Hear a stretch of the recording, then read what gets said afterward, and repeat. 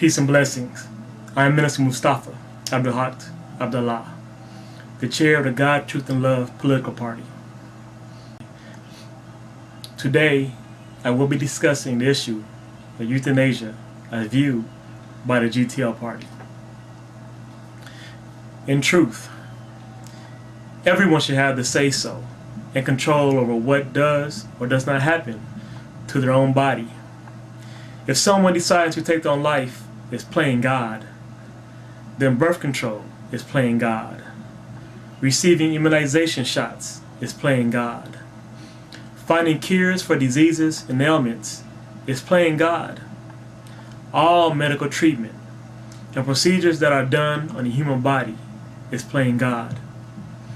Through love, we should respect and allow for everyone to choose what happens to their own body, their own life, and their own existence. We should not try to tell another person how much pain, suffering, and misery they should endure. Initiatives. Legalization of euthanasia.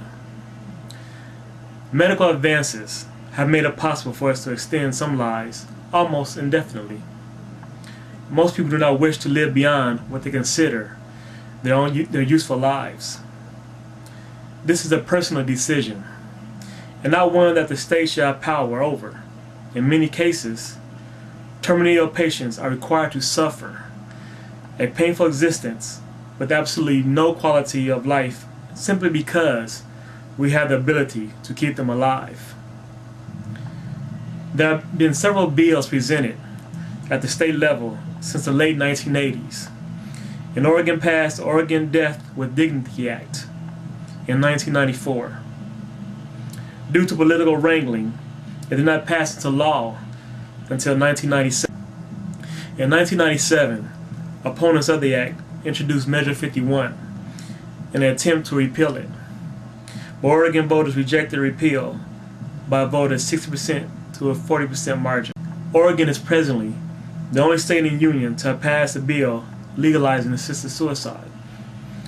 There have been many attempts to pass bills legalizing physician-assisted suicide and suicide in Washington State, California, Michigan, Maine, Hawaii, Arizona, Vermont, and Wisconsin.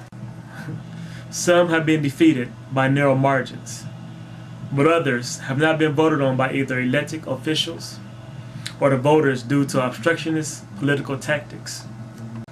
Opposition to euthanasia and physician-assisted suicide is often based on specific religious belief and does not take into account that modern technology has given us the ability to extend life. But the extension of that life is often not what the individual prefers.